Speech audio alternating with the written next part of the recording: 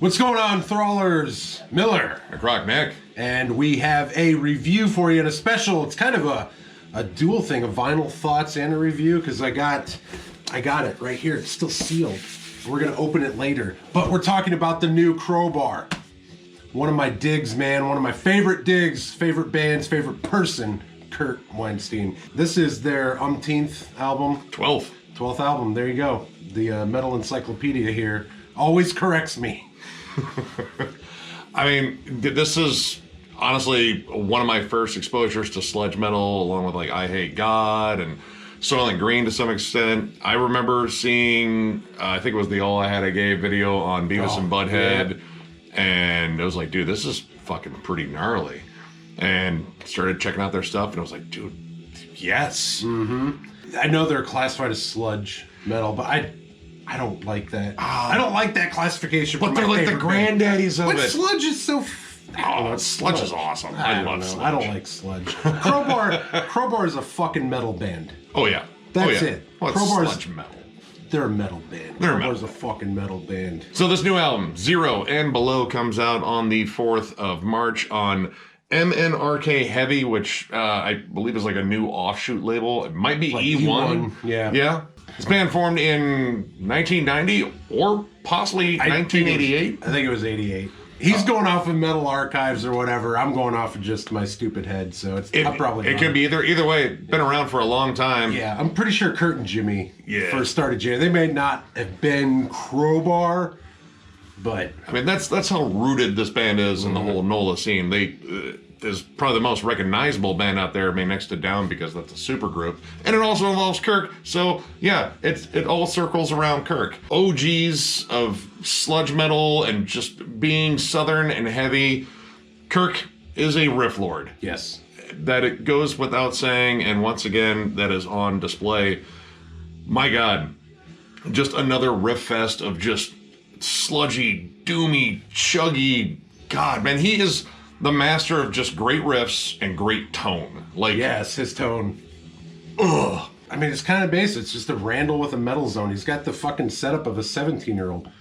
And it's just Kurt playing, man. It's all in that dude's hands and his arms. His whole thing is going into what he plays. You could have your own guitar and stuff and plug into his rig, and you're not going to sound half as good as fucking Kurt's going to sound. That tone fucking can shake the fillings loose from your teeth. It's so damn heavy, and the production on this album, I might as well say, is just fucking stellar once again. Like, I mean, of course, Kirk's guitars, it's fucking awesome, but the drums sound exceptionally punchy on here, and I mean, in terms of Tommy, though, Tommy Buckley again, going back to the person playing. Tommy is this small dude that just sounds like a goddamn like dwarf star behind the drum set, and he plays his drum set's all set up, all fucked up and weird, but he jams, man, and such a nice dude. That dude is really nice. Dude, Kurt is nice too. Puts all the aggression in the drums. Then I mean, like, dude, that snare has such a resounding pop to it, and I mean, like, in terms of describing like this album, I mean, if you're very familiar with Crowbar, this is a fucking Crowbar album. Through and through. But honestly, like, there was something about this that kind of took me back to, like, Sonic XS, which is probably the one that I go back to the most. Right from the opener, The Fear That Blinds You. Honestly, I think it's been one of the best opening tracks on a recent Crowbar album in a while, because it's kind of that, you know, little buffet of just about everything they do well. Has a nice doomy lead in, and then you're into Chug City on those verses. That breakdown is like perfect. Oh. The breakdown is, and we're gonna say that breakdown was perfect a lot in this review, but they all are. When Kirk breaks it down, like, I mean, it's Kurt just breaks it all fucking. It's earth shattering. Yes. It's fucking earth shattering. But the thing that I like about this, and it's kind of the thing that I like about most Crowbar albums, because Crowbar is a remarkably consistent band, is the amount of variety they squeeze in. You have, you know, doom-laden riffs, the big lush harmonies that just are refined depression and anxiety and all the negative emotions out there, which is odd because when you meet Kirk, he's like a super fucking nice dude. But all of that, but you get like hardcore D beats and, you know, it's just pummeling groove metal riffs.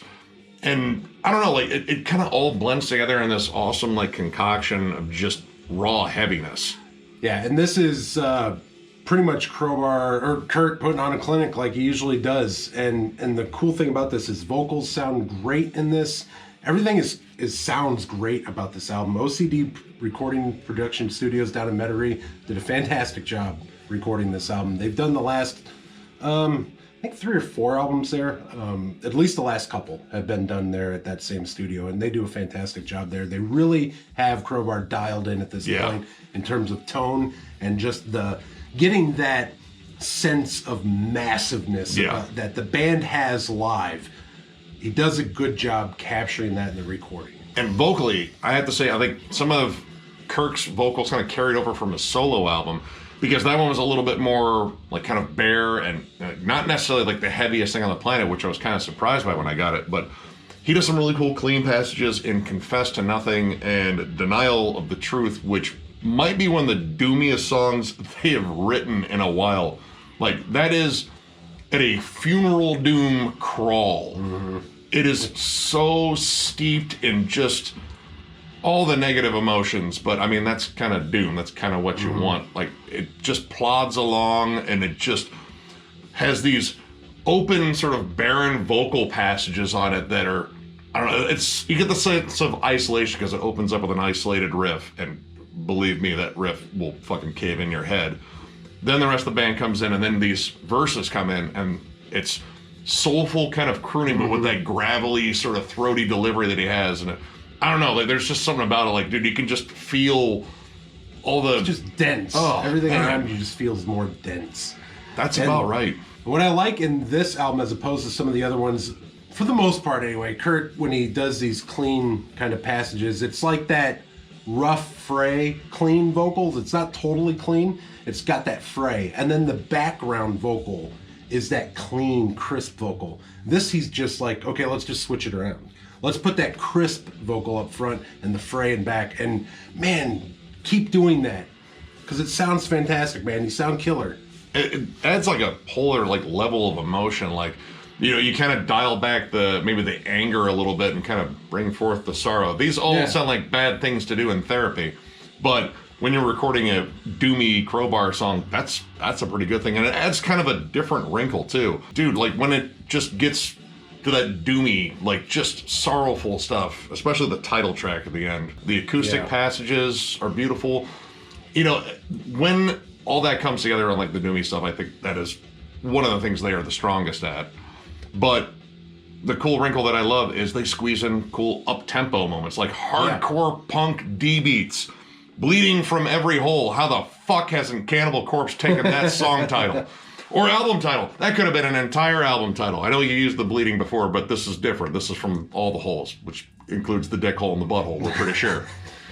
But that song is like just a hardcore, like D-beat, chugging, pit spinning fucking song. And that's Kurt just showing off his guitar tone. I mean, come on, man. Leave some badass for the rest of us, please. When it gets down to the chugs at the end, like, that is death metal heavy. Like, it is death metal heavy with Kurt telling you about every hole that you're bleeding from. I mean, it kind of fits the death metal aesthetic a little bit, except this was probably more metaphorical, I assume. But the chunkiness of those riffs, and, you know, Confess to Nothing has some of the chunkiest sounding nasty riffs too. Again, there's something to be said about like just the guitar tone and the riffs he's playing. Like, it just dials up some seriously heavy shit sometimes. And even in a song where it's a little bit more like mid-tempo, a little bit more of that, like, you know, kind of like 90s groove metal, just chugathon, he squeezes in a cool DB at the end of Reanimating a Lie, and it just kind of, you know, re-injects the song with fucking like life and kind of gets the pit spinning again. Because I mean, we've been to Crowbar shows, it's a lot of slow head nodding, but you know, when All I Had I Gave comes on, oh, it's just insane. Yeah, stank face. We just stank face, and we just mumbled fuck a bunch. Yeah, I'm pretty sure I said it very clearly. Fuck, this is heavy. Fuck. And go back to that acoustical kind of thing you were talking about. The last track, it fades out. This like really cool 12-string acoustic passage, and it just fades out. And when I listen to a Crowbar album, I do one of two things. I either go for a drive, or I sit on my couch and just headphones black, nothing else, no phone, no nothing, just as dark as I can get it with just Crowbar in my head. This time I went for the drive. I got in my car, went for a drive, the country roads, jammed this album, get to the last song in this part, it fades out, and then it just comes in. A divine intervention. YouTube music fades it in to Eyes of the South from Down. And it was like one of these great musical moments in my life that I've had that I will remember all the time. That's up there with like when me and my buddy Bailey, it was this torrential thunderstorm, lightning and just loud and rain. And we sat in my grandma's farm, just in the middle of the farm, with this, all that shit going on, just jamming Floods by Pantera. And that was another one of these moments. But this with Crowbar, it was a nice day and it was just hit all the notes and then it led into Down. I was like, it was just perfect day. The algorithm found you. Yes, it did. It knew exactly what you needed right then and there. That's really sweet of it. Yes. Now, I would say most of this is just absolutely fantastic. Like, this is exactly what I ordered from Crowbar pretty much every time. Like, anytime I see Crowbar is releasing a new album, I am getting ready for just being pummeled to death by insanely awesome, heavy fucking riffs. But there were a couple songs that, kind of missed the mark for me, but, like, not in a huge way. Chemical Gods, well, I like it. Like, I love that southern fried riffing up front, that bouncy rhythm. Leads in the song so well, but I think it shifts over to the very doomy chorus a little too soon. Like, I feel like that could have gone like another measure or so, because that riff was so good. Give it more time to sink in. And then the song, It's Always Worth the Gain. I like the song, but it feels like a collection of riffs, and it didn't necessarily gel very well for me. Like, it's like partial ideas that weren't necessarily, kind of fit together very well, especially the end of it. The end of it was strange because we thought it was the start of another song. We thought it was the start of Crush Negativity, which is an odd title for a band that seems to revel in negativity in terms of the themes, but kind of cool to hear the positive spin on it. But yeah, we thought it was the beginning of that song, and it was like, no, it was just this little tagged on end, and it kind of just, I don't know, good riffs, it just wasn't constructed very well. It was kind of like duct taped together. It was like, that'll hold. But outside of that, my complaints are very minimal, and once again, I'm very happy that there's a new Crowbar, because fucking Crowbar. I love Crowbar. You guys all know that. And with that being said, I'm going to go with a 4.5 out of 5. This is damn near perfect for me. But like you brought up, there are some weird transitions in there, and just that one song, it was just abrupt transitions, and the end of that one was a little off. But overall, I am super happy with this album. I'm really glad that I pre-ordered the vinyl, especially the copy that I got. I think it's only one of 200. I'm a huge Crowbar fan. I love Crowbar. I love everything they do, but this is stellar. This is really stellar. I'm going to go with a 4. I fucking dig this. I mean, I kind of knew I would. Crowbar is an insanely consistent band, but there's something about this one, it just feels like there's a little bit more energy to it. Like, I don't know, like, the songs jumped out at me more. And even the songs that, I had minor issues with, they were still like a collection of awesome fucking riffs, and I can always count on Kirk for that.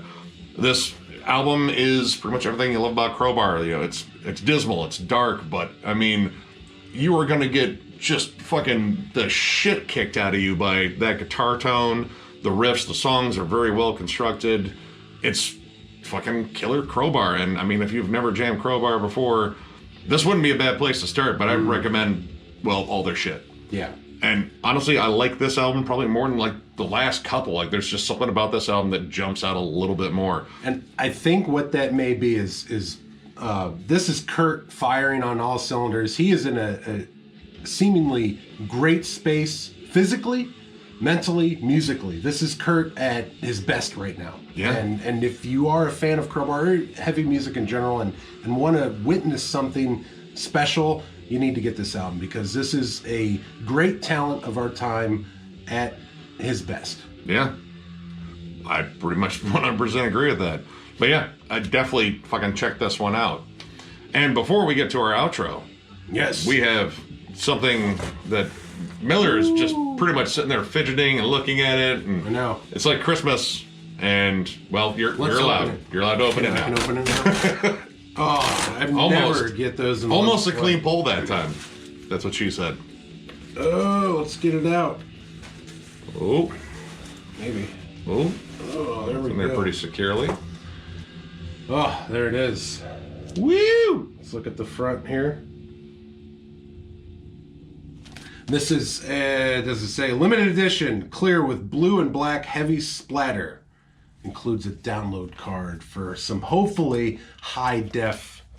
I'm an audiophile, I like those high def files, even though they're really not much difference that you can audibly hear. Let's take my blue sticker. All right, let's get this open. A little quick look at the back.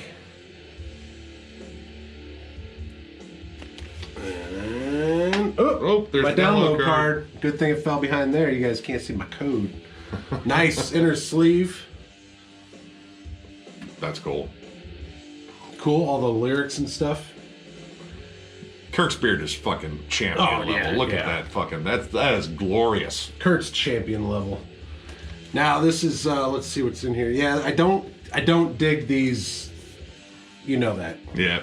But I don't have anything with me right now. I gotta touch the edge.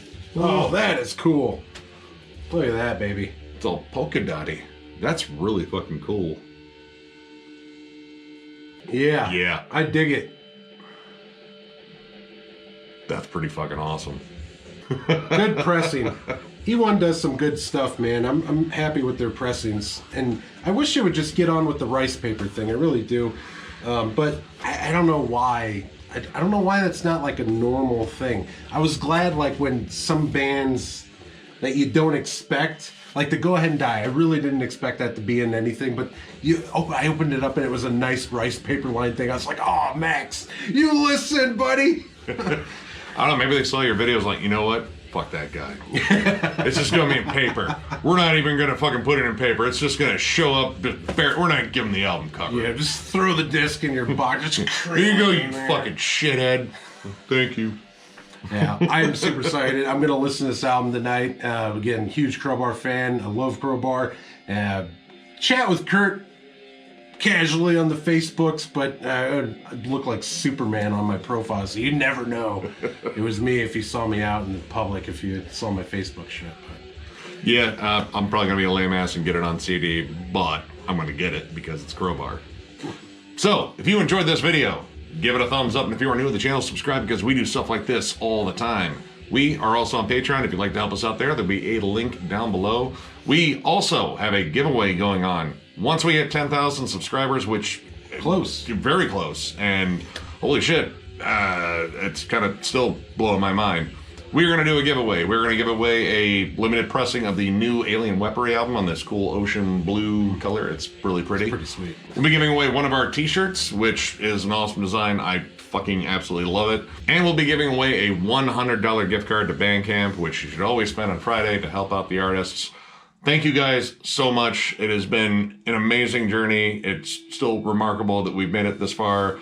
And we're so glad that you guys haven't got better taste yet. That's really, really good for us. So with that, we thank you all once again, and we will catch you later.